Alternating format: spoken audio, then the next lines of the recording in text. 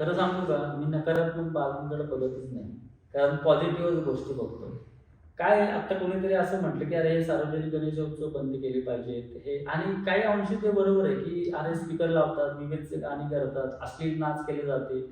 काही ठिकाणी अनेक अनुचित प्रकार होत असतील. परंतु तुम्ही त्याच पद्धतीने चांगल्या बाजू बघा ना, हो. की ज्यावेळेस 1993 साली लातूरमध्ये भूकंप आला, गणेश विसर्जन मिरवणूक चालू होती. सकाळी 6:30-7 ला असं निरोप आल्यानंतर गणपती मंडळाचा कार्यकर्ता जो अहोरात्र महिनाभर ह्या गणेशोत्सवामध्ये अ, काम करून दमलेला, भागलेला, त्याच रात्री उचलून अख्खी मदत घेऊन तो लातूरला पळतोय. महाराष्ट्रामध्ये कुठल्याही भागामध्ये नैसर्गिक आपत्ती आली तर पहिला कोण पळतो? तर गणेशोत्सव कार्यकर्ता पळतो.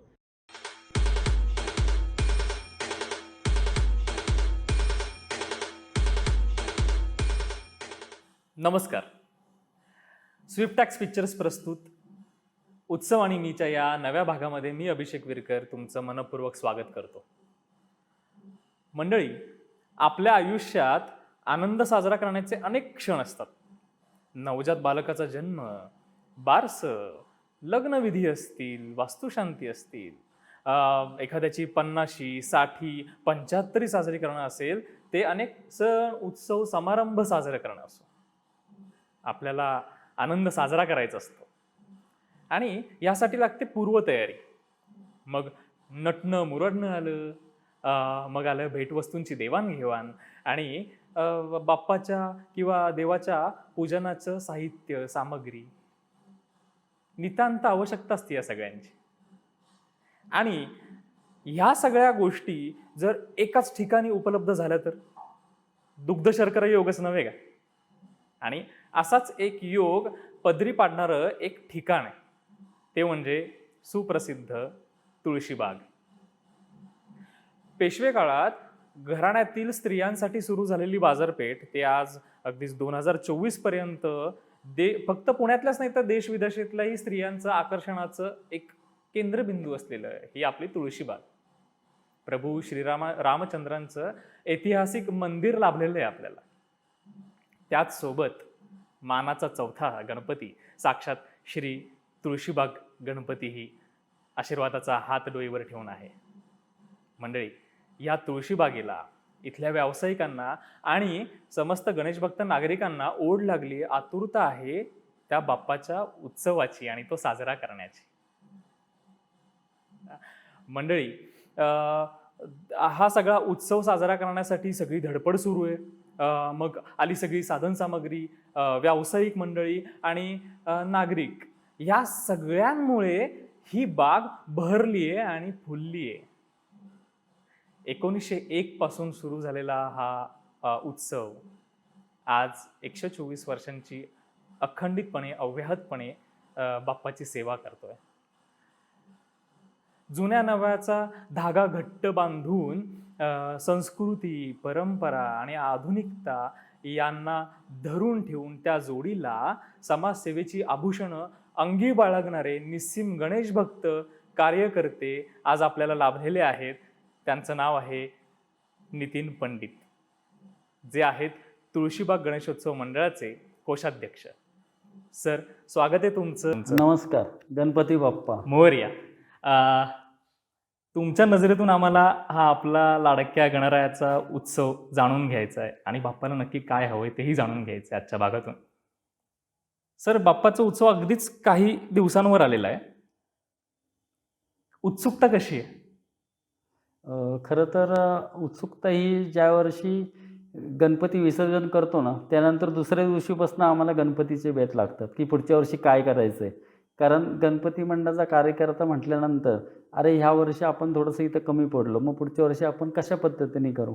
आणि तो आता जो क्षण ज्याची आतुरतेने आम्ही सगळे वाट बघत असतो, तो आता 1 महिन्यावरतीच येऊन टेपलेला आहे. त्यामुळं त्याची उत्सुकता लागणं स्वाभाविक आहे एका कार्यकर्त्याला. अगदीच अगदीच. एक कार्यकर्ता म्हणून आणि गणेश भक्त म्हणून ही आतुरता वर्षानुवर्ष तशीच राहते खरं तर. सर, मानाच्या गणपतींना खूप महत्त्व आहे आपल्याकडे, फक्त पुण्यातच नाही तर राज्यभरातून, देशभरातून आणि परदेशातूनही श्रद्धा आहे भाविकांची. आपला मानाचा चौथा गणपती ही 1901 साली स्थापना झाली ना, तो आज जवळजवळ 124 वर्ष झाली ह्या प्रवासाला, अखंडपणे ही परंपरा सुरू आहे. तर ह्या प्रवासाबद्दल जाणून घ्यायला आवडेल.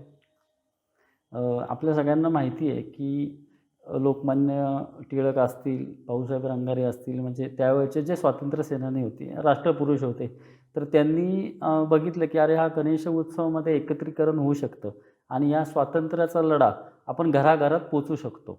आणि त्या अनुषंगाने गणेशोत्सवाची सुरुवात झाली आणि त्याचं केंद्रबिंदू हे पुणे शहर होतं. वा. आणि त्या पुणे शहरामध्ये ह्या गणेश उत्सवाला शहरातनं एवढा चांगला प्रतिसाद मिळाला की जशी 1893-92ला भाऊ रंगारी 93ला सार्वजनिक गणेश उत्सव सुरू झाला आणि मग संख्या वाढत गेली आणि त्यावेळेस मंडईपासनं मिरवणुकीला सुरुवात व्हायची आणि मग जशी मंडळाची संख्या वाढत गेली मग त्यावेळेस लोकमान्य टिळकांनी त्याची क्रमवारी निश्चित केली. कारण कुठलेही आपण एखादं उत्सव करत असतो किंवा एखादी व्यवस्था जर आपली चांगली असेल तर ते खूप चांगल्या पद्धतीने एक्झिक्यूट होत असतं आणि मग त्या पद्धतीने त्यांनी ती क्रमवारी त्यावेळेस निश्चित केली. आता ह्याला बरेचसे अँगल आहेत, म्हणजे आता केसरीमध्ये आपल्याला त्याचे रेफरन्स मिळू शकतात आणि त्या पद्धतीने मग ग्रामदेवताला कसबा गणपतीला पहिला मान, ग्रामदेवता तांबडी जोगेश्वरी होती. गुरुजी तालिमीचं प्रस्थ फार मोठं होतं त्यावेळेस, म्हणजे ती मोठी तालीम होती, त्यामध्ये बरेचसे लोक व्यायामासाठी येत होते. आणि जसं तुम्ही आता सांगितलं की पेशवे काल्यापासून सुरुवात झालेली बाजारपेठ म्हणून तुळशीबाग होती आणि या तुळशीबागेमध्ये पण पुणे शहरात नव्हे तर आजूबाजूच्या खेड्यातनं लोक खरेदीसाठी कायम तिथं येत असत. आणि या सगळ्या अनुषंगानं की ह्या गणपतींना जर ह्या क्रमवारीमध्ये आपण स्थान दिलं तर ज्यांना तो एक समाज माध्यमांना एक मेसेज द्यायचा होता की स्वातंत्र्य लढ्यासाठीचा, तर तो मेसेज आपण चांगल्या पद्धतीने देऊ शकू. आणि पाचवाच होता केसरीवाडा, म्हणजे जे तर त्या स्वातंत्र्य लढ्यामध्ये होतंच लोकमान्य टिळकांचं, आणि मग त्यांनी त्यांचा गणपती पाचवा, तर ती अशी क्रमवारी त्याच्यामध्ये निश्चित केली. आता त्याच्यामध्ये बरेचसे म्हणजे लोकमान्य टिळकांनी 1960ला म्हणजे केसरीचं एक पुस्तक प्रकाशन झालं, त्याच्यामध्ये हे सगळे असे रेफरन्स आलेले आहेत. कारण त्यावेळेस काय होतं की एवढं रेकॉर्ड किपिंग ठेवणं किंवा त्या गोष्टी जरासं प्रॅक्टिकली अवघड होत्या गोष्टी, आणि पुढे ठेवल्या असतील तरी त्या पुढे आमच्यापर्यंत कॅरी फॉरवर्ड आल्या नाहीत. कारण का 1961ला पानशेतचा पूर आला, त्यामध्ये बरीच पुण्याची हानी झाली. हो बरोबर. म्हणजे अशा परिस्थितीमध्ये, परंतु आत्ताची केसरीमध्ये रेफरन्स त्याप्रमाणे असं साधारण म्हटलं जातं की ह्या 5 गणपतींना अशा पद्धतीने मान दिले गेले आणि त्यामध्ये आपल्या तुळशीबागेला मानाचा 4था गणपती असं स्थान मिळालं.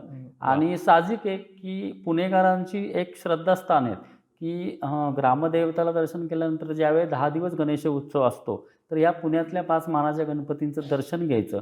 आणि मिरवणुकीमध्ये सुद्धा सकाळी एकदा 10:30ला मिरवणूक चालू झाली तर जसजसे गणपती पुढे तसं या मानाच्या गणपतींचं दर्शन घ्यायचं आणि त्यानंतर मग संध्याकाळी भाऊसाहेब रंगारी असेल, अखिल मंडई मंडळ आणि श्रीमंत दगडूशेठ हलवाई गणपती ट्रस्ट, तर ह्या गणपतींचं दर्शन घ्यायचं. तर ती वर्षानुवर्ष चालत आलेली परंपरा आहे आणि संस्कृती आणि परंपरा हे पुण्याचं वैशिष्ट्य आहे की परंपरा ठेवून परिवर्तन कशा पद्धतीने करायचं हे पुणेकर चांगल्या पद्धतीने करतात. आणि तुम्ही आता पाहताय की या उत्सवाचं स्वरूप पण बदललंय, परंतु गावात तोच ठेवलाय. बरोबर, म्हणजे सगळ्याची एक माळ गुंफलेली आहे. म्हणजे प्रत्येकानेच अगदीच त्या काळापासूनचे जे कार्यकर्ते गणेशोत्सव मंडळ होती आणि ती आजपर्यंत ही अतूट माळ गुंफलेली आहे. सर, आता तुम्ही हा सगळा मानाच्या 5 गणपती कसं सुरू झाले आणि गणेशोत्सव पुण्यातला कसं सुरू झाला हे खूप छान पद्धतीने सांगितलं. पण आपला जो गणपती बाप्पा आहे त्याला मानाचं 4थं स्थान मिळालं, तर ह्याच्या स्थापनेमागचा इतिहास आणि हे 4थं स्थान कसं मिळालं, कसं प्राप्त झालं? हो, मी आत्ता तुम्हाला तसं सांगितलं ना, लोकमान्य टिळकांनी जी काय मिरवणुकीमध्ये क्रमवारी निश्चित केली ना, तर त्यामध्ये त्यांनी त्या काळी जिथं जास्तीत जास्त लोकांचा राबता होता अशा ठिकाणांच्या लोकांना त्यांनी ती मानाचे स्थान दिली. कारण मुळातच गणेश उत्सव हा स्वातंत्र्य प्राप्तीसाठी एक चळवळ म्हणून स्थापन केला गेला की हिंदू लोकांनी एकत्र यावं आणि एक स्वातंत्र्याचा चांगला लढा उभा करावा. मग अशा वेळी लोकांपर्यंत, कारण आता आपण बघतोय आता व्हॉट्सअपचं माध्यम आहे, ट्विटर आहे, फेसबुक आहे की लोकांपर्यंत पोहोचता येतं. जसं आपण आज बोलतोय की ह्या माध्यमातून खूप लोकांपर्यंत, तर त्या काळी ही विचारांची देवाणघेवाण घेण्यासाठी फार कठीण होतं आणि आपण पारतंत्र्यात होतो. त्यामुळे इंग्रजांचं पण अंकुश बऱ्याच ठिकाणी होतं, की प्रत्येक ठिकाणी किती मेळावे घ्यायचे, किती साहजिक. लोकमान्यांनाच किती वेळा त्या संदर्भात अटक झाली होती. बरोबर. म्हणून एक उत्सव असं साधन होतं, की त्या उत्सवामध्ये सगळी लोकं एकत्र येतात आणि एकत्र आल्यानंतर त्यांना तो मेसेज चांगल्या पद्धतीने द्यावा. म्हणून ह्या सगळ्याचा तो इतिहास आहे. आणि तुळशीबागेचं जसं म्हटलं ना, की तुळशीबाग ही बाजारपेठ पेशवेकालीन आहे. जसं श्रीरामाचं मंदिर पेशव्यांनी तिथं बांधलं आणि त्यांच्या स्त्रियांना खरेदीसाठी एक चांगलं सुरक्षित ठिकाण, शनिवारवाड्यापासून जवळ असणारं ठिकाण म्हणून ते राम मंदिराच्या अवतीभोवती पारंपरिक वस्तूंची बाजारपेठ सुरू झाली. आणि ती बाजारपेठ सुरू असताना मग हळूहळू त्या तुळशीबागेला आताचं स्वरूप प्राप्त झालं, की जसं तुम्ही मगाशी उल्लेख केला, की राज्यातनं नाही परदेशातनं जरी कोणी महिला आली पुणे शहरामध्ये, तर ती शनिवारवाडा आणि नंतर तुळशीबागेत खरेदी केल्याशिवाय जात नाही. हो, आणि ते अगदीच. त्याचं वैशिष्ट्य झाले. अगदीच, अगदीच, अगदीच. ह्यात म्हणजे ज्यावेळी आपण इतिहासात डोकावतो आपल्या तुळशीबागेच्या इतिहासात, तर इथे एक नारो अप्पाजी खिरे यांचा उल्लेख होतो आणि त्यावेळेच्या व्यावसायिकांचाही उल्लेख होतो. तर त्यांच्याबद्दल थोडी माहिती. खरं तर त्यांची आख्यायिका खूप आहे, की सातारा का कुठल्या तरी ते जिल्ह्यातनं आले होते पुण्यामध्ये आणि आल्यानंतर ते पेशव्यांच्या दरबारी एक कार्टुनिस्ट म्हणून अच्छा. त्यांनी अ, नोकरी वगैरे अशी सुरुवात केली. तर त्यांच्यातली जी बुद्धिमत्ता कौशलता आहे, की ते सगळे पेशव्यांचे अकाउंटिंग म्हणजे त्यावेळच्या भाषेत लेखाजोगा, ते सगळं लेखाजोगा सगळं ठेवायचे आणि त्याच्यावरती त्यांच्या कामावरती पेशवे खुश झाले. आणि मग त्यांनी असं सांगितलं, की ही तुळशीबागेतली जी जागा होती ती त्यांना दिली आणि तिथं जे काही रामाचं मंदिर उभं राहिलं, तर त्या नारोअप्पाजी गोडबोले खिरे त्यांना त्यांनी दिलं, की पूर्वीच्या काळी अशी वतनं दिली जात होती. जसं शिवाजी महाराजांपासून चालू आलं तसं पेशव्यांनी अच्छा, ते हो. त्यांना दिलं आणि मग ती तिथं तुळशीची बाग होती आणि असं म्हटलं जातं. आता ही आय थिंक 1765 वगैरेच्या म्हणजे त्या काळातली काही 1750 वर्षापूर्वीची गोष्ट आहे. ते मंदिर बांधायला सगळं पेशव्यांनी हो. मदत केली त्यांना. आणि त्यावेळेस जे खिरे आडनाव जाऊन ती तुळशीबाग वाले म्हणजे तुळशीची बाग म्हणून तुळशीबाग वाले आणि अच्छा. असं हां, त्यांचं हां, ते हां. नामकरण झालं. आणि मग त्या परिसराला मग ती तुळशीबाग राम मंदिर आणि मग तो अवतीभोवतीचा सगळा परिसर हा तुळशीबाग झाला. वाह!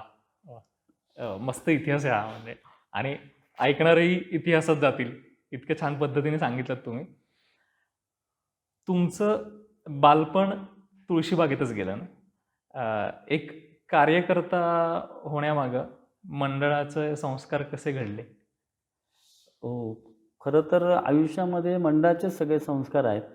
कारण काय होतं सर्वसामान्य आपण ज्यावेळेस एका कुटुंबात असतो, तर आपल्याला आपले लिमिटेड मित्रमंडळी असतात आणि एक कुटुंब असतं आणि आपली शाळा. म्हणजे एवढं आपलं मर्यादित स्वरूपातच आपलं एक आयुष्य असतं.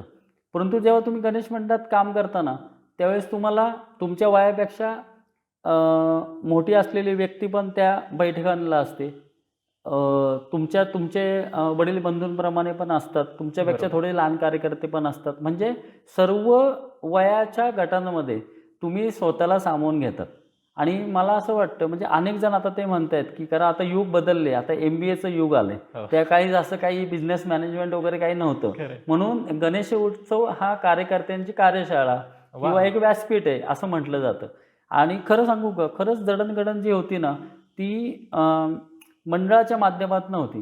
कारण त्याला स्वरूप आहे असं सार्वजनिक. म्हणजे तुम्ही कुठल्याही मंडळाचं नाव घ्या, त्याच्यामध्ये एक शब्द असतो हो, सार्वजनिक हा शब्द. सार्वजनिकचाच अर्थ तो होतो, की सर्वांनी मिळून केलेलं काम. वाह! ज्यावेळेस आपण एखादा इव्हेंट करतो, आपली 10 डोकी जरी आली तरी आपल्याला अरे हे नको, ते नको. इथं तर 100 जण एकत्र असतात. हो, अगदीच. आणि ते 100 जण एकत्र येऊन त्याच्यामध्ये तुमचे नेतृत्व गुण विकसित होतात, की अरे बरोबर. हाताची बोटं पाचची सारखी नसतात. तर इथं तर सगळ्या प्रकारची वेगवेगळे असतात. कुणाला हे हवं असतं, पण त्या सगळ्यांना सांभाळून घेऊन कसा मार्ग काढायचा, तर ते नेतृत्व गुण त्याच्यामध्ये विकसित होत जातात. आणि मला असं वाटतं, की तुळशीबागेमध्ये हे जास्त प्रमाणात झालं. कारण आमच्यामध्ये काय आहे, पहिल्यापासून प्रत्येकाला वाव दिला जातो. आता तुमच्यासमोर मी इथं बोलतोय, खरं तर एक कार्यकर्ता सामान्य. मला असली कुठली राजकीय पार्श्वभूमी नाही किंवा खूप मोठं बॅकग्राऊंडमधनं मी आलो नाही. एक साधा कार्यकर्ता. परंतु ह्या मंडळाच्या व्यासपीठामुळं, की मी आज चांगल्या-चांगल्या आज तुम्हीसुद्धा आम्हाला इन्व्हाईट केलं, की अरे नाही, हे एक मानाचा चौथा गणपती मंडळाचा कार्यकर्ता. म्हणजे आमची ओळख तीच आहे. आणि मग ती ओळख का निर्माण झाली? तर ते जशी संधी मिळाली, त्या संधीचं आम्ही यशस्वीतेमध्ये रूपांतर केलं. की अगदी. एक आम्हाला चांगला प्लॅटफॉर्म मिळाला. मग आपल्याला अधिक काही चांगलं करता येईल आणि तो कार्यकर्ता घडत घडत गेला. आम्ही जेव्हा शाळेत होतो ना, त्यावेळेस आमच्या मंडळाचे खजिनदार आप्पा कुलकर्णी म्हणून होते. म्हणजे मकरंद कुलकर्णी, त्यांना आम्ही आप्पा म्हणायचो. अच्छा. आणि मी 87-88ला 7वीत 8वीत असेल, तर त्यावेळेस ते आम्हाला सांगायचे, "अरे, आपल्याला वर्गणीला जायचं आहे बरं का." आणि ते काय सांगायचे, "तुम्ही वर्गणी काढून नेली ना, तर तुम्हाला माहिती आहे तुळशीबागेमध्ये श्रीकृष्ण मिसळ म्हणून एक फेमस हो, मिसळ अगदी. आहे. हो, हो, हो. म्हणजे अशी जसं तुळशीबागेचं राम मंदिर वैशिष्ट्य आहे, गणपती, तसं ती मिसळीचं वैशिष्ट्य आहे." तर ते म्हणायचे, "तुम्हाला तिथं मी मिसळ खाऊ वाह! घालेल." आणि म्हणजे खरं सांगतो, खरं तर असं करू नये, परंतु आम्ही तेव्हा चक्क शाळेला सुट्टी मारून दिवसभर वर्गणीला जायचो. आणि त्यावेळेस तुळशीबाग मंडळाचा व्याप एवढा मोठा होता, म्हणजे वर्गणीची अमाऊंट खूप होती, परंतु युनिट्स खूप होती, म्हणजे संख्या खूप होती. म्हणजे तेव्हा ₹1.25, ₹1.50, ₹2, ₹5, मॅक्झिमम ₹11 आणि अशा वर्गण्या भाविकांना होत्या. वाटेल, म्हणजे भक्तांना जे वाटेल हां, अशा वर्गण्या होत्या. मग त्याच्यामध्ये आम्ही ती आतार गल्ली सगळी मंडईतली, इथं हो. वसंत टॉकीजपर्यंत, परत ते आता इलेक्ट्रिक मार्केट हो, झाले. बरोबर. वसंत तिथपर्यंत टॉकीजच्या आमच्या समोर. इकडे विजय टॉकीज. आणि मग त्यावेळेस ते कुलकर्णी आम्हाला सांगायचे, की तुम्ही त्यावेळेस वर्गणीला मग आम्ही चक्क शाळेला सुट्टी मारायचो. अच्छा. आणि मग ते दिवसभर पावती पुस्तक घेऊन सगळ्या वर्ग. आणि मग एखाद्याने चुकून आम्हाला 11-21 दिली, की तो आनंद गगनात मावनायचा. वाह! अरे, अरे वाह! 11-21 आणली वर्गणी. आणि मग तिथनं आल्यानंतर ते श्रीकृष्णमध्ये मग आम्हाला ते घेऊन जायचे. आणि मग तिथं आमचं सगळे आम्ही जे काही समवयस्क होतो तिथं नाश्ता वगैरे व्हायचा. बरोबर. म्हणजे अशी ती सुरुवात झालेली, की मग ते पहिल्यापासून ते मंडळ. मग त्या काळी काय व्हायचं, ॲक्च्युली आमच्या आजीचं तिथं माहेर तुळशीबागेमध्ये. आणि आमच्या आजीच्या तिथं खेळण्याची गाडी होती. आणि मी शाळेत म्हणजे तुळशीबागेतच आमचा वेळ जायचा मॅक्झिमम. बरं. आणि मग जसं गणपती आले, की मग रात्रीचं जागरण चालू व्हायचं. आणि मी लहान असल्यामुळे मला खूप इच्छा असायची, की मुलांच्यात राहून काम करू. पण बरोबर. आमची आजी आणि जरा strict. मोठ्यांसोबत. हां. हां. तर ती रात्री काही आम्हाला सोडायची नाही. आणि मग ते खूप हळहळ वाटायची. आणि मग दुसऱ्या दिवशी आलो, की "अरे, काल एवढं काम केलं, अरे आपण नव्हतो त्याच्यामध्ये. बरं ठीक आहे, चल सजावटीत नव्हतो, मग आपण काहीतरी दुसरं काम करू." हो. आणि अकाउंटिंगमध्ये काय आलं मग, जे काही वर्गणी व्हायच्या, तर आम्ही त्यावेळेस सुरुवात केली होती. आमचे सिनियर होते रवींद्र खटावकर वगैरे, ते त्या काळी वर्गणी खूप चांगल्या पद्धतीने सक्रिय होते. तर त्यांनी काय केलं होतं, एक अल्फाबेटिकली सिस्टीम केली होती. कारण तुम्हाला माहिती आहे, की ज्यावेळेस आपण दुकानदाराकडे वर्गणी मागायला जातो ना, तर त्यावेळेस दुकानदाराकडे गेल्यानंतर म्हणतो मागच्या वर्षीची पावती दाखव. मग आम्ही काय केलं होतं, एक रजिस्टर केलं होतं. कारण का ती पावती जर शोधायची असेल, तर अच्छा. आम्ही काय केलं होतं, समजा आता तुमचंच काय अभिषेक विरकर. अभिषेक बरं, मग विरकर. अभिषेक विरकर बाबा ₹11. मग एमध्ये अभिषेक विरकर वाह! किंवा मग व्हीमध्ये अभिषेक विरकर. म्हणजे आम्हाला सापडायला सोपं जायचं. वाह, वाह! आणि ती सिस्टीम तुळशीबागेने त्यावेळेस पहिल्यांदा केली होती. कारण तुळशीबागेचं ती बाजारपेठ, मंडई, तिकडं लक्ष्मी रोड, अशी चहूबाजूने आमची वर्गणी होती. वाह! आणि त्या वर्गणीचा वारसा घेऊनच म्हणजे 2000 साली शताब्दी महोत्सव झाला, तेव्हा अनेकांना वाटलं, की तुळशीबाग मंडळ आता वर्गणी बंद करेल. पण मी मगाशी तुम्हाला सांगितलं ना, की ह्याला लावलं काय सार्वजनिक, म्हणजे सर्वांनी मिळून केलेला सगळ्यांचं योगदान पाहिजे. म्हणून आमचे आता उपाध्यक्ष आहेत आमचे विनायक कदम, ते नेहमी सांगतात, की आम्ही वर्गणी नाही बंद करणार, कारण ह्या वर्गणीवरतीच हा उत्सव चालू करायचा. कारण बरोबर. प्रत्येकाला ते वाटलं पाहिजे, की अरे माझ्या डिवोशननी हा गणेशोत्सव हां, होतो म्हणजे माझं नाही आपलं. आपलं. हो. आणि त्यांची तीच भावना होती. अगदी. त्यामुळं आज पण आम्ही म्हणजे आता त्यांची तयारी चालू झाली. आता या 10-11 तारखेला आमची वर्गणी सुरुवात होईल. त्या वर्गणीला सुद्धा एक परंपरा आहे, की तुळशीबागेमध्ये गजानन हुर्जिरी नावाचं दुकान आहे. आणि गेली अनेक वर्ष त्यांची पहिली पावती घेतली जाते. अरे वाह! आणि ते सुद्धा त्यांच्याकडे आम्ही जेव्हा जातो ना, त्यावेळेस पावती पुस्तक त्यांना दिलं जातं. आणि तेच मागच्या वर्षीचं बघून स्वतःहून आकडा टाकतात. म्हणजे असं कुठलंही म्हटलं जात नाही, की एवढी द्या आणि तेवढी द्या. हां, आता म्हणजे आता तीच वाढवा जसं परंपरा काही. हो, ते स्वतःहूनच हो. करत अगदी. असतात. म्हणजे हे सांगायचं तात्पर्य काय, की हे रिलेशन आले. खरं. म्हणजे आम्हाला असा अनुभव बरेच जणांना येतो, अरे वर्गणी म्हटलं की नाही का असं थोडंसं अनुभव कटू असतात. परंतु आमच्या इथं असेच प्रेमळ सहकार्य राहू द्या. अगदी. अशा खालीच वर्गणी होतात, की म्हणजे ते विचारलं जातं, अरे तुम्ही यावेळेस आला नाहीत वर्गणीला. बरोबर. म्हणजे हा चांगला अनुभव सुद्धा येतो. एकमेकांना सहकार्य करत सगळं करत. घडतं.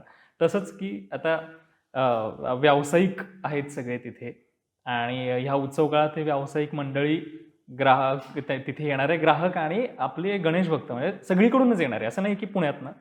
तर ही सगळी जी तुफान गर्दी होते गणेशोत्सव काळात, तर हा समन्वय कसा साधता, ही सांगड कशी साधली जाते गणेश उत्सवाच्या काळामध्ये? त्याचं ॲक्च्युली नियोजन केलं जातं. अच्छा. आमच्या इथं त्यावेळेस रेलिंग पूर्ण प्रॉपर रेलिंग केलं जातं. त्यानंतर इन आउटमध्ये सुद्धा आम्ही बघतो की कशा पद्धतीने केलं जातं. पण खरं एक सांगू का, लोकांना गर्दी द्यायला खूप आवडतं. म्हणजे तुम्ही ज्यांना बरोबर. जेवढी गर्दी द्याल ना, तेवढं त्यांना एन्जॉय करता येतं. खरं. कारण तुळशीबाग म्हटलं ना, की असेच अरुंद गल्ल्या आणि मग त्याच्यामध्ये येतोय आणि मग ते दर्शन करायचं, मग ती धक्काबुक्की आणि हे बरोबर. सगळं करत असतं. आता त्याच्यामध्ये काय असतं, प्रामुख्याने आमचे गणपती मंडळाचे जे कार्यकर्ते आहेत, ते तर मॉनिटरिंग करत असतात. परंतु पोलिसांची पण एक फौज असते आणि गेले 7-8 वर्षापासून आम्ही सिक्युरिटी गार्ड तिथं अपॉइंट केलेत. अच्छा. CCTV कॅमेरे लावलेले असतात. म्हणजे आमची मेनली आम्ही काळजी काय घेत असतो, कधी पिक पॉकेटिंग होऊ नये, एखादा सेक्शुअल ॲब्सेन्स होऊ नये. बरं. तर हे जे कार्यकर्त्यांना काळजी, बाकी ती गर्दी ही तर राहणारच आहे. कारण तुम्हाला सांगू का, गर्दी हा आहे ना तुळशीबागेचा आत्मा आहे. तो फक्त गणपती नाही, तर ती 12 महिने तुळशीबागेमध्ये तीच गर्दी राहते. त्या अच्छा. हो. गर्दीशिवाय आम्हाला जमतच नाही. अगदीच. सर ह्या गर्दीत आम्हीही असतो आणि ज्यावेळी लहानपणापासून अगदीच गणेश उत्सवाच्या काळात यायचो बरेचदा. तर बाप्पाच्या लोभसवाण्या मूर्तीकडे एकटक पाहावंसं वाटायचं किंवा अजूनही तिथे गेलो की एकटक लांबून का होईना पण तिथे बघावंसं वाटतं मूर्तीकडे. आकारानेही मोठी आहे. तर हे सगळं स्वरूप जे आहे ते कसं हाताळता आणि म्हणजे ते हाताळणं खरंच अवघड असणार आहे, कठीण असेल. तर ते हे कसं हाताळता इव्हन मिरवणुकीत सुद्धा म्हणजे आगमनाच्या वेळी बाप्पाची मूर्ती रथात नेणं आणि विसर्जन काळातही. तर हे सगळं कसं सांभाळता तुम्ही? ॲक्च्युली आता ती तर ॲक्च्युली फायबर ग्लासची मूर्ती आहे. अच्छा. त्यामुळं तिचं असं काही वजन खूप नाही आहे. परंतु उंची तिची 14-15 फूट असल्यामुळं काय होतं, बॅलन्सिंग करावं लागतं. आणि मी मगाशी म्हटलं ना, की आमच्या इथं एक परंपरेनुसार अशी कामाची विभागणी झालेली आहे. म्हणजे बाय डिफॉल्ट असं कोणाला सांगायला लागत नाही. तर त्या कार्यकर्त्यांमध्ये दागिने लावण्याचं आणि दागिने काढण्याचं काम ही एक टीम करतच असते. आणि त्यांना तो एवढा अनुभव झाला आहे ना, म्हणजे मुकुट म्हणजे त्यांनीच, आता आमच्या इथं एक चकोर म्हणून कार्यकर्ता आहे. तर तोच तो मुकुट लावतो अच्छा. दरवर्षी आणि मग त्या पद्धतीने त्या दागिन्यांची सगळ्यांची आम्ही लावतो किंवा तो काढतो.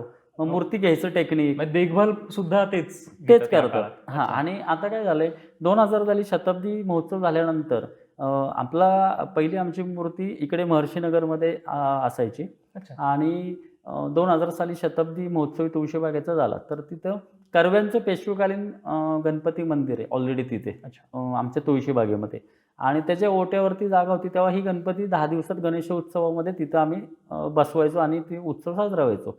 परंतु 2000 साली निर्णय असा घेतला आणि त्या कर्व्यांनी खूप सहकार्य केलं आणि ती गणपतीची जी आत्ता ती बघताय ती तिथं मूर्ती आली आणि तिथं कायमस्वरूपी त्या मंदिरामध्ये स्थानापन्न झाली. त्यामुळं आता ते प्रॉब्लेम्स येत नाही, की मूर्ती फक्त विसर्जनालाच आम्ही बाहेर काढतो आणि विसर्जनानंतर ती मूर्ती आतमध्ये येते. आणि दागिन्यांचा विचार कराल ना, तर रोज आता तिथं सिक्युरिटी गार्ड असतात. बरोबर. त्यामुळं ती सेफ आणि सुरक्षित होती. त्या मंदिराला एक मोठं शटर पण लावलेलं आहे. ही सर्व काळजी घेतो आणि परत कार्यकर्ते असतातच. हो, अगदीच, अगदीच. एकतर लोभसवाणी मूर्ती आहेच आणि ती एका वेगळ्या शैलीतली आहे. म्हणजे आज आपल्याकडे असणाऱ्या बाप्पांच्या मूर्ती बघितल्या की आणि तुळशीबागेची बघितलं की वेगळं शैली दिसते. म्हणजे अभ्यासात असं समजलं की हेमाडपंथी शैलीची आहे. बरोबर. तर ते कधी संकल्पना कधी आली डोक्यात? नाही, खरंच आहे ती हेमाडपंथी शैलीचीच आहे. Yes. आणि खरं तर आपण त्या म्हणजे आर्टमधले नाही आहोत, परंतु जी आता आपलीच मूर्ती आहे त्यामुळं खटावकर सणाबरोबर मी बरेच वर्ष काम केलं आहे. म्हणजे खरं तर त्या मूर्तीची तुम्हाला एक थोडासा इतिहास सांगतो. कलामहर्षी DS खटावकर सर, म्हणजे आता ते हयात नाही आहेत. अच्छा. परंतु त्यांनी त्यांची अख्खी हयात या तुळशीबाग गणेशोत्सवामध्ये सजावटीसाठी त्यांनी खर्च केली. आणि त्यांना असं त्यांचा चिरंजीव विवेक सर, तर त्यांनीसुद्धा आपल्या ह्या कला दिग्दर्शक किंवा शिल्पकारितेमध्ये यावं अशी त्यांची इच्छा होती. आणि त्यांनी जे स्कूल ऑफ आर्टला त्यांनी आर्ट डिप्लोमा अच्छा, त्यांचं त्यावेळेस शिक्षण घेतला. पूर्ण हां, झालं. GD आर्ट झाले ते. ओके. वाह! आणि GD आर्ट झाल्यानंतर ज्यावेळेस ते आले, तर त्यावेळेस अशी त्यांची चर्चा झाली, की अरे मी आता श्री गणेशा करतोय, माझं पहिलं शिल्प करतोय. तर ओके. ते शिल्प असं असावं, की ते अजरामर व्हावं किंवा त्याचा नावलौकिक असा खूप काळापर्यंत, अनंत काळापर्यंत राहावा, अशी त्यांची एक इच्छा होती. वाह! आणि मग त्यांनी ती इच्छा वडिलांना बोलून दाखवली. आता वडील सुद्धा ते शिल्पकारच होते. बरं. मग त्यांना सांगितलं, की मला असं काहीतरी वेगळं करायचं आहे. तर आपण तुळशीबागेची मूर्ती फायबर ग्लासमध्ये आपण अशी करायची, की ती पुणे शहरामध्ये नाही, महाराष्ट्रामध्ये सर्वात मोठी असली पाहिजे, आखीव-रेखीव असली पाहिजे, देखणी असली पाहिजे. आणि मग वडील म्हटले, की "अरे, पण ते आता कसं शक्य आहे? आपल्याला कसं करता येईल? काय?" सगळे प्रॅक्टिकल नाही का विचार केले. पण त्यांनी ठरलं आणि मग विवेक खटवकर सरांनी ती मूर्ती साकारायला घेतली. त्यामध्ये त्यावेळचे विजय दीक्षित सर होते, अशोक ताम्हणकर होते. असे बरेच त्यांच्याकडं सहकारी होते. आमच्या कार्यकर्त्यांमध्ये राजू पवार म्हणून होते, जितेंद्र वाळके होते, किरण सावंत होते, म्हणजे त्यांना ते मदत करायला. आणि कितीतरी टन माती लागली. म्हणजे ही 1988 साली त्यांनी ती तयार केली. अरे 14 14.5 फुटी मूर्ती आहे. आणि त्यावेळेस म्हणजे मला आठवतं, की सारसबागेपासून त्या मूर्तीची आम्ही मिरवणूक काढली होती. वा. आणि पुण्यामध्ये सगळ्यात भव्य-दिव्य अशी मूर्ती. आणि शिल्पकार विवेक खटवकर सरांचं जे पहिलं शिल्प किंवा पहिल्या गणपतीचं तर निर्मिती कुठली असेल, तर हा तुळशीबागेचा गणपती आहे. आणि वा. तिथपासून त्यांच्या कला क्षेत्रातला श्री गणेश सुरू झाला. वा आणि वा. तुम्ही आज बघताय. त्याच्यामध्ये मला अजून एक सांगायचं आहे, की त्याच्या अगोदर 1975 साली अमृत महोत्सवी वर्ष होतं तुळशीबाग मंडळाचं. त्यावेळेस कलामहर्षी डी.एस. खटवकर सरांनी फायबर ग्लासचं माध्यम वापरून तुळशीबागेची एक लाईफ साईज म्हणजे 5.5-6 फुटी उंच अशी मूर्ती तयार केली होती. आणि पहिली मूर्ती अशी होती, की म्हणजे पुण्यात का महाराष्ट्रामध्ये, की फायबर ग्लास हे माध्यम गणेशोत्सवमध्ये वापरण्यात आलं होतं आणि ते खटवकर हो. सरांनी वापरलं होतं. आणि वा. मग तोच धागा 75ला ती मूर्ती केली. ती 13 वर्ष आम्ही म्हणजे उत्सव काळामध्ये उत्सव मूर्ती म्हणून तीच आपली स्थापना व्हायची. आणि मग 1988 साली विवेक खटवकर सरांनी ही आत्ताची मूर्ती तयार केली आणि ती आज तागायत चालू आहे. आणि ती मूर्ती म्हणजे तुम्ही असं म्हटलंच ना, की कुणी असं आलं, की समोर पाहिल्यानंतर नकळत त्याचे हात ऑटोमॅटिकली जोडले जातात. अगदी अगदी असं वाटतं की बाप्पा आपल्याकडे बघतोय, आपल्याकडे बघतोय तर. हां. प्रेमानं आणि आशीर्वाद देतोय आपल्याला असं वाटतं आणि नेहमी. त्याच मूर्तीचं वैशिष्ट्य आता तुम्हाला सांगतो, म्हणजे चांदीचे आभूषण बघितले तर त्या मूर्तीला सगळे ते केले. म्हणजे असं आता त्याला म्हटलं जातं, "अरे, हा चांदीचा गणपती का?" अगदीच अगदीच आभूषणांवरून एक गोष्ट आली मनात, ती म्हणजे खूप आकर्षण आहे सगळ्यांना त्या आभूषणांचं सुद्धा. तेही आकर्षित करतात सगळ्यांना आणि त्याची शैली सुद्धा वेगळी आहे. ती संकल्पना, ते घडवण्याची जी संकल्पना होती आभूषणांची, ते ते कधी आली आणि कशी सुरुवात झाली? ते आत्ताचे जे विद्यमान अध्यक्ष आहेत ना आमचे विकास पवार, तर अच्छा. त्यांनी त्यावेळेस चांदीचे दात त्यांचे आणि त्यांचे एक मित्र होते. तर त्यांनी त्यावेळेस गणपतीला चांदीचे दात करायचं असं इच्छा बोलून दाखवली. त्यानंतर ती गणपतीच्या असे सोंडेवरती एक झूल आहे हो, बघा, हो, ती हो, हो. झूल. ते समोर एक कुमार काजबा म्हणून होते, तर ते गणपतीच्या समोरच त्यांचं दुकान होतं. अच्छा. तर ते त्यावेळेस म्हणाले, की "अरे, मला या गणपतीला हात करायचा आहे."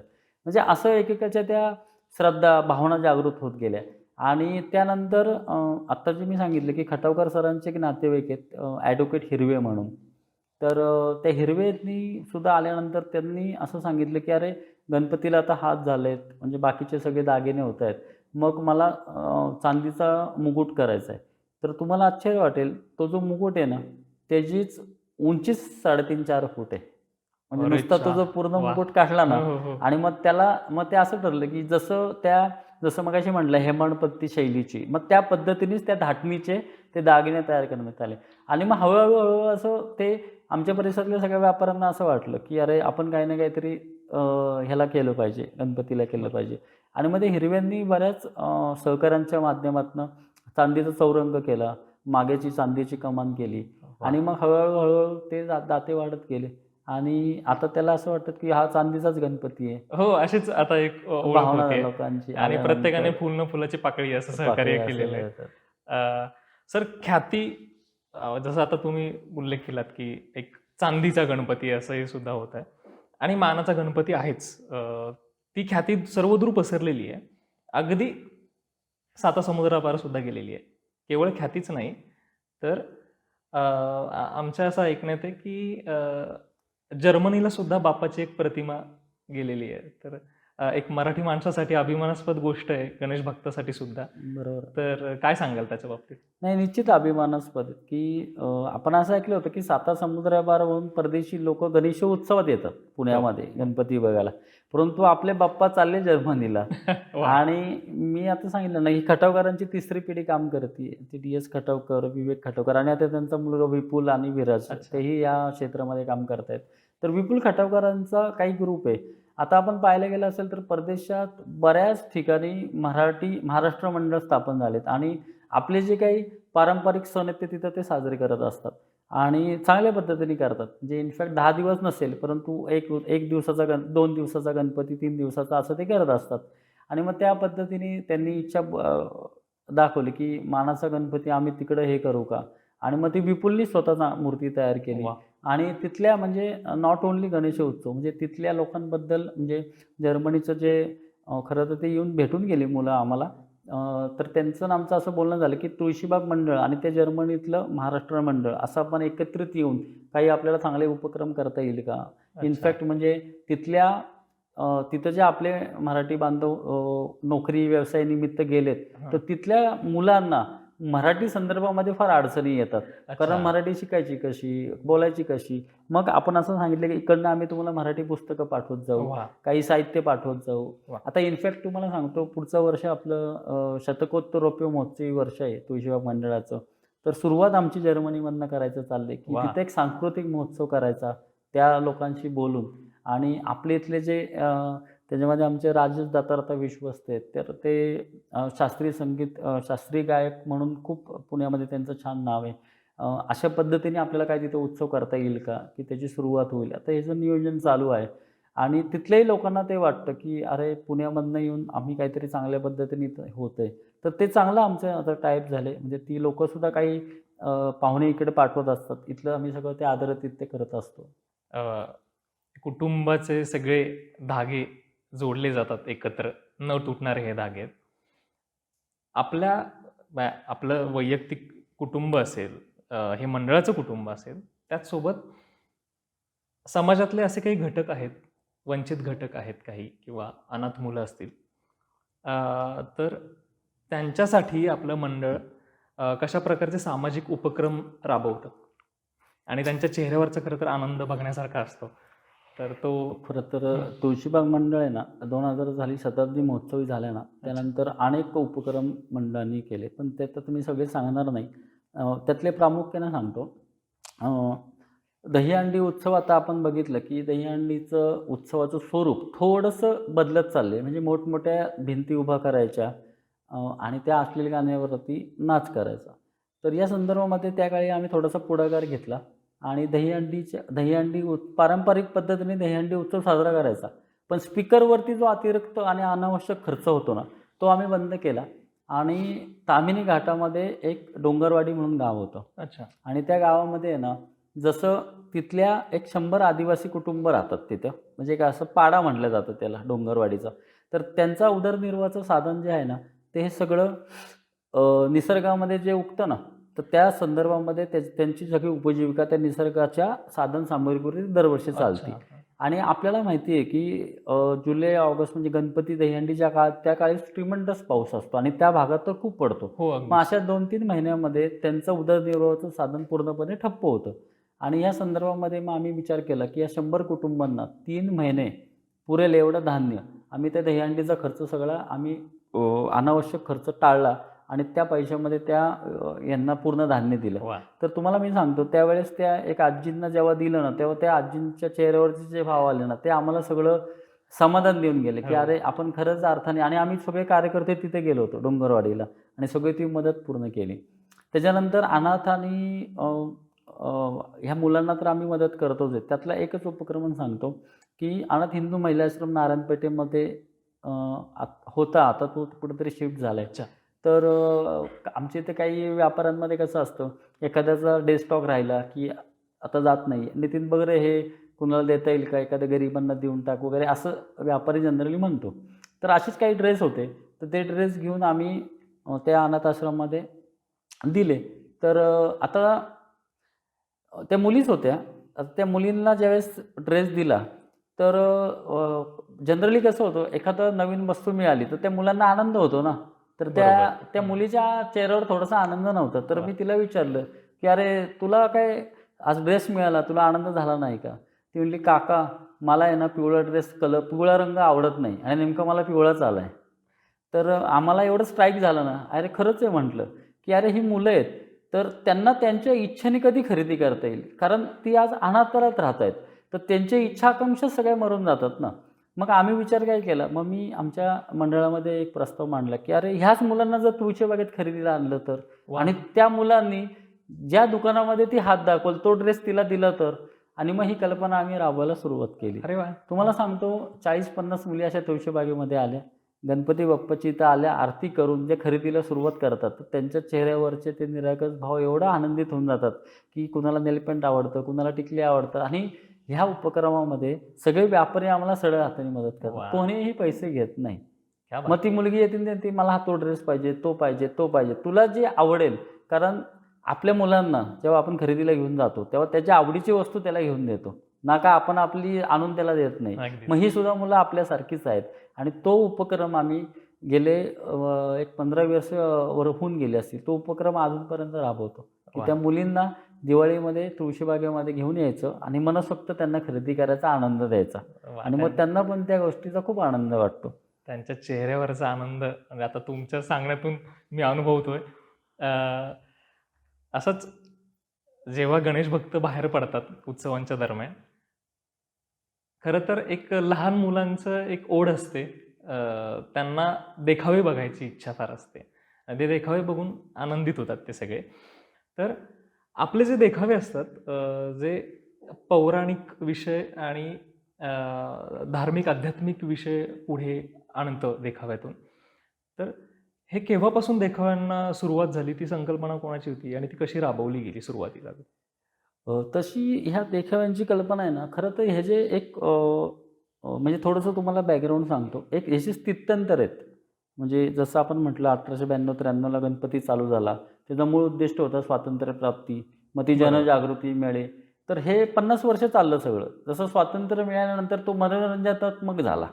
हो. कार्यकर्ते घडवणारा झाला, कलाकार घडवणारा झाला. कारण स्वातंत्र्य आपल्याला मिळालं होतं. 1952 सालापासनं या तुळशीबाग गणपती उत्सवामध्ये मी मगाशी उल्लेख केला कैलासवासी कलामहर्षी डी.एस. खटवकर Yes. सरांनी ती परंपरा चालू केली. अरे वा. आणि त्या काळी काय व्हायचं, की गणपतीची मूर्तीच ही अट्रॅक्शन असायची.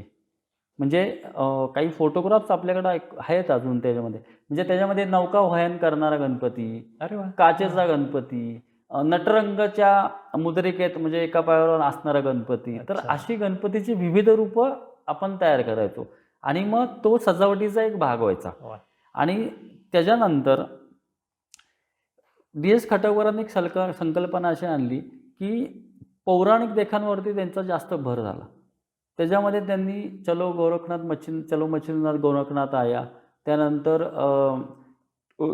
अजून तुम्हाला मी सांगतो, असं एक ही एक आख्यायिका आहे बघा, की अमृत मंथन झालं होतं देवांचं. हो, हो. तर तो अख्खा सेट उभा केला होता.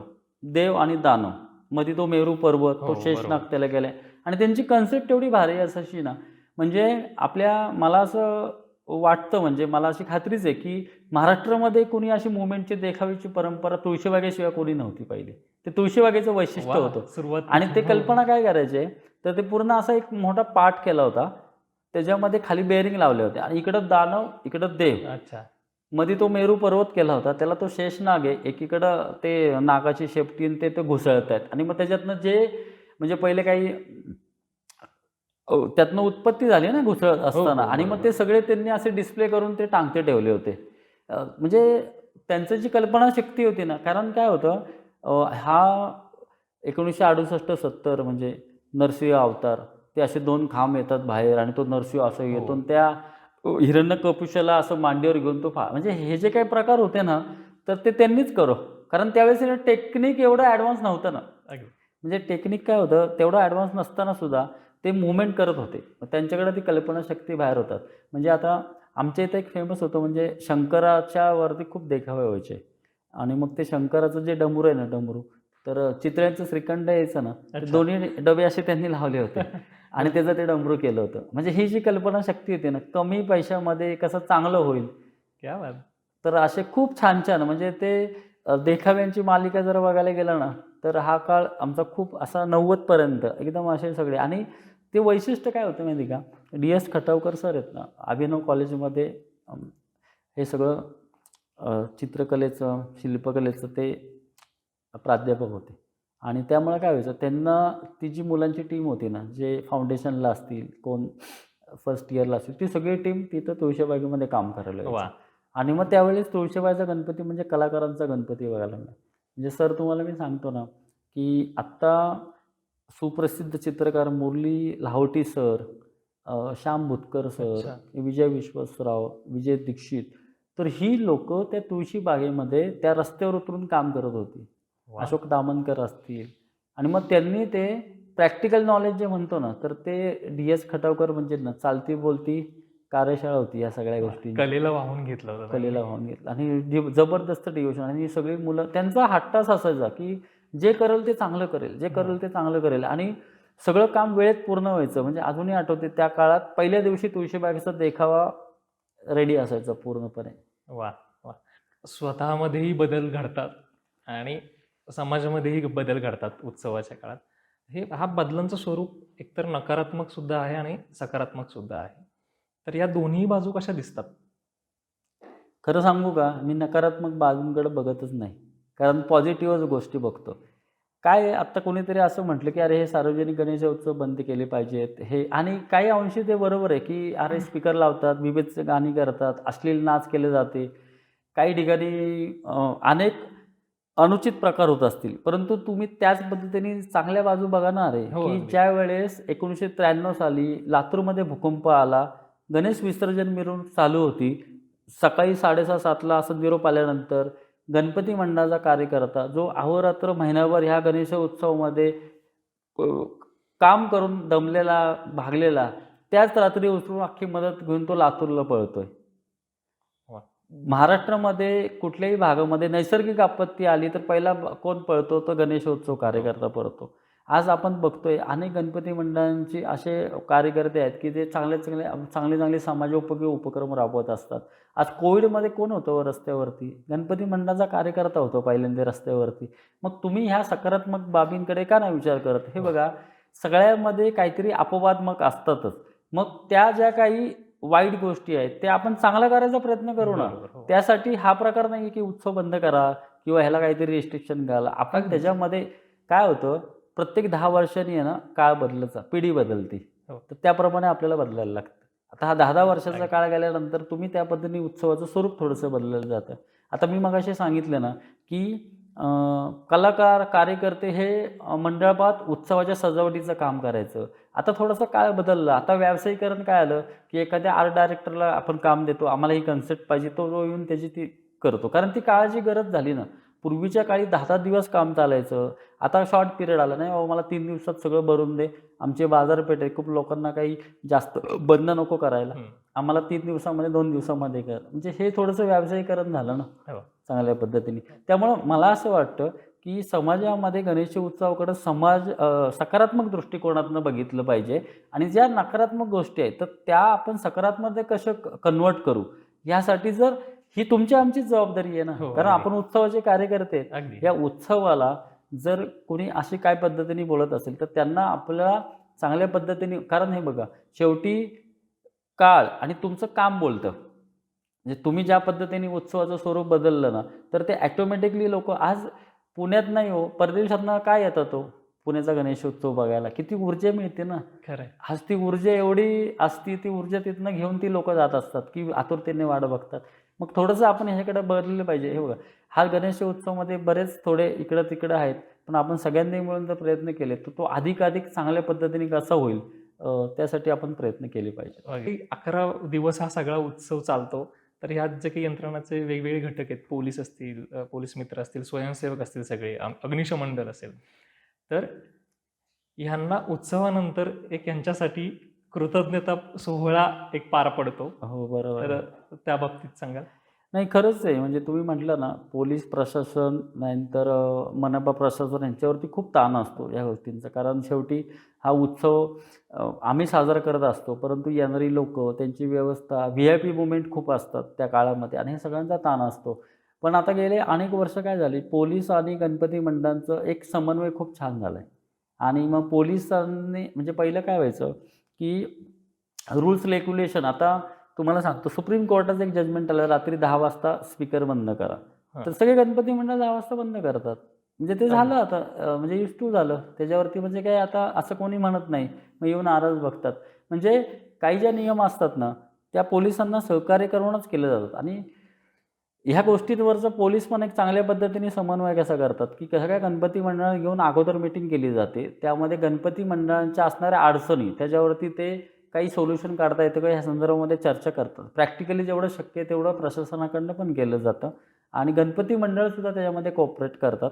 त्यामुळे हा दोन्हीकडचा समन्वय झाल्यामुळं हा उत्सव चांगल्या पद्धतीने साजरा होतो. आता राहिला प्रश्न काय, अग्निशामक दलातील आमच्या मंडळाच्या वतीने आहे ना, दरवर्षी आम्ही कृतज्ञता एक सोहळा आयोजित करतो. तर त्यामध्ये विशेषतः अग्निशामक दलातील कर्मचारी, जीवरक्षक, की जे ह्या विसर्जन घाटावर कारण गणेशोत्सवामध्ये विसर्जन हा फार मोठा उत्सव केला जातो आणि घरातले गणपती हे विसर्जन घाटावरती विसर्जनला जातात. तर त्यावेळेस कुठली दुर्घटना घडू नये म्हणून ते बिचारे 24 तास तिथं तैनात असतात आणि त्यांच्यामुळे म्हणजे त्यांच्या घरात जरी उत्सव असला तरी तो सोडून ते तिथं काम करत असतात. मग त्यांच्याविषयी कुठेतरी कृतज्ञता व्यक्त करावी, की अरे ह्या घटकामुळं कारण हा गणेश उत्सव यशस्वी होण्यासाठी बऱ्याच घटकांचा, बऱ्याच लोकांचा हातभार असतो. मग त्यावेळेस आम्ही काय करतो, त्या अग्निशामक दलातील कर्मचाऱ्यांचा दरवर्षी विसर्जन झाल्यानंतर येणाऱ्या चतुर्थीला आम्ही त्यांचा कृतज्ञता सोहळा करतो आणि त्यांना पण ते खूप बरं वाटतं, की अरे आमची कोणीतरी दखल घेते. मग त्यामध्ये पोलीस बांधव पण असतात, अग्निशामक दलातील कर्मचारी असतात. आमच्या भागामध्ये काही व्हॉलंटिअर संस्था असतात, की जे ह्या गणेशोत्सवामध्ये काम करायला येत असतात. त्या व्हॉलंटिअर संस्थांना पण आम्ही बोलवतो व त्यांचाही हो. सन्मान केला जातो आणि गेले अनेक वर्ष ही प्रथा चालू आहे वाह! आणि ती अव्याहतपणे चालू आहे, की कारण काय होतं, की हा उत्सव फक्त गणपती मंडळ किंवा कार्यकर्त्याचा नसून हा ह्या प्रशासनाचा पण आहे. त्यामुळे अगदीच. हे सगळ्या घटकांमुळे तो उत्सव अधिकाधिक चांगल्या पद्धतीने आणि सर्वात महत्त्वाचं सुरक्षित पार पडतो. वाह! वाह, वाह! सर यंदाचा देखाव्याची संकल्पना काय आहे? काय विचार केलेला आहे? काय या बघायला मिळेल नागरिकांना नवीन? हो, ह्यावर्षी आम्ही ओरिसामध्ये जगन्नाथपुरीचं जे मंदिर आहे ना, तर ते आम्ही ह्यावेळेस करतोय. तर गेल्या 3 वर्षापासून आम्ही थोडासा ट्रेंड चेंज केला, की जी धार्मिक, पौराणिक देखाव्याची संकल्पना तुळशीबाग मंडळ दरवर्षी करत होतं.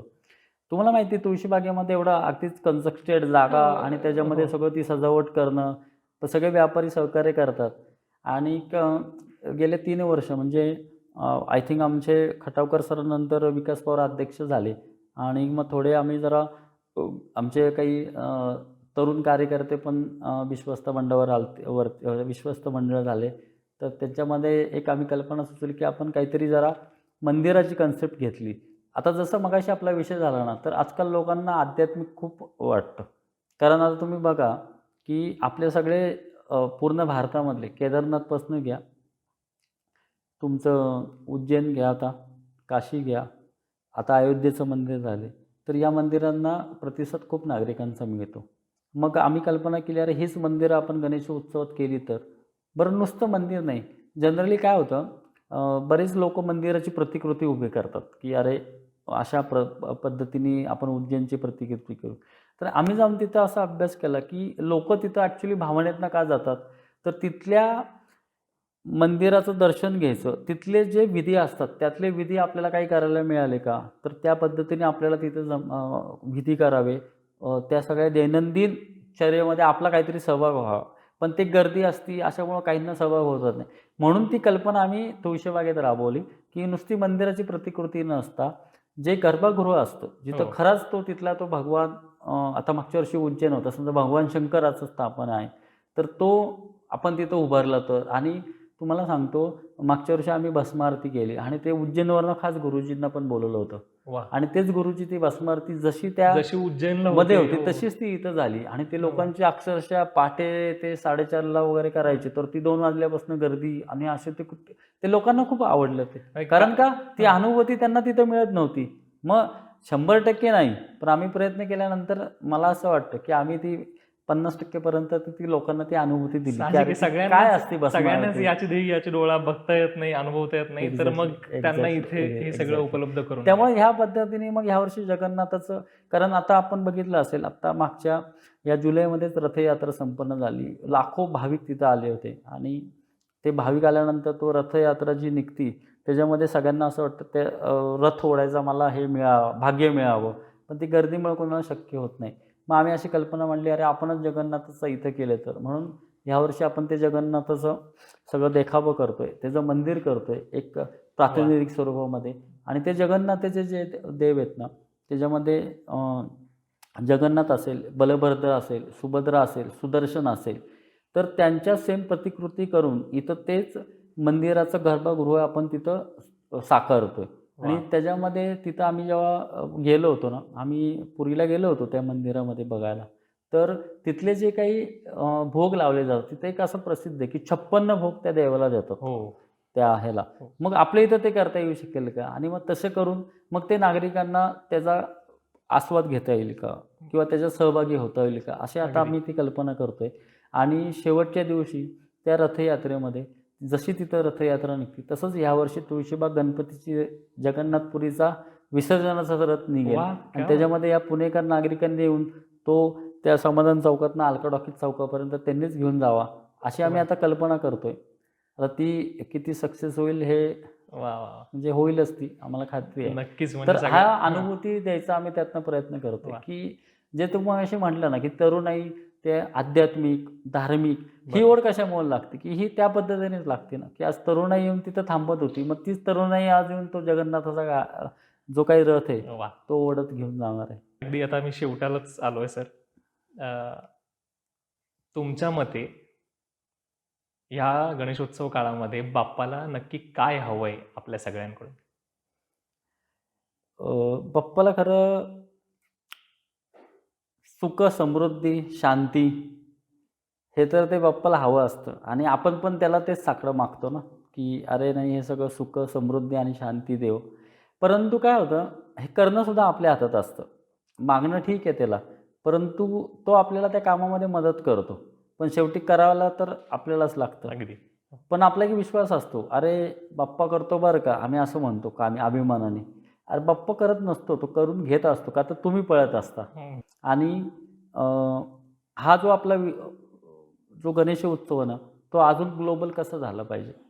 कारण खूप प्रशासन म्हणा किंवा आपल्या पद्धतीने ह्या गणेश, कारण आपण आता असं परदेशात गेलो ना, म्हणजे मी खरं गेलो नाही आहे, पण असं ऐकून आहे की ब्राझीलचा कार्निवल खूप चांगल्या पद्धतीने साजरा केला जातो. असे जगामध्ये बरेच महोत्सव आहे. तो कानचा महोत्सव होतो, म्हणजे असं आपण ऐकून बघून असतो की त्याला खूप ग्लोबल आहे, की जगभरात येतात. तसं गणेश उत्सवसुद्धा आपला ग्लोबल आहे. मग ह्याला शासन प्रशासनाने अजून कसं चांगल्या पद्धतीने करता येईल त्याला, तर ह्या पद्धतीने जर केलं तर तो अजून आपला गणेशोत्सव तो एक मानवंद होईल. आणि मला असं वाटतं की आता हा गणेशोत्सव राष्ट्रीय सण म्हणून खरं तर भारत सरकारने त्याला मान्यता दिली गेली पाहिजे. कारण आपला एवढा मोठा उत्सव आहे आणि या उत्सवाला राष्ट्रीय उत्सव म्हणून त्यांनी मान्यता द्यावी. अशा काही गोष्टी वाटतात. आणि गणेश उत्सव चांगल्या पद्धतीने साजरा व्हावा. कारण शेवटी काय माहिती का, हा लोकांचा पैसा आहे. लोक तुम्हाला एक गणेश उत्सव मंडळ म्हणून आपल्याला काही वर्गणीच्या देणगीच्या माध्यमातून पैसे देतात. तो आपण गणपती 10 दिवसाच्या उत्सवानंतर तो पण पैसा आपण लोकांच्याच सेवेसाठी द्यावा, अशी आपण जर प्रत्येकाने भावना ठेवली तर मला वाटतं तो गणेश उत्सव ॲक्च्युली एक चांगल्या स्तरावरती आहेच, परंतु अजून त्याच्या लौकिकात भर पडण्यास मदत होईल. नक्कीच, असं मला वाटतं. तर नक्कीच समाजात आपल्या या उत्सवातून अनेक बदल घडतील जे सकारात्मक असतील. सर, खरं तर तुम्ही इथे वेळात वेळ काढून आलात त्याबद्दल आभारी आहोत. आणि आज आमच्या टीमकडून आणि प्रेक्षकांकडून तुम्हाला एक छोटीशी भेटवस्तू. थँक्यू, धन्यवाद. थँक्यू. गणपती बाप्पा मोरया.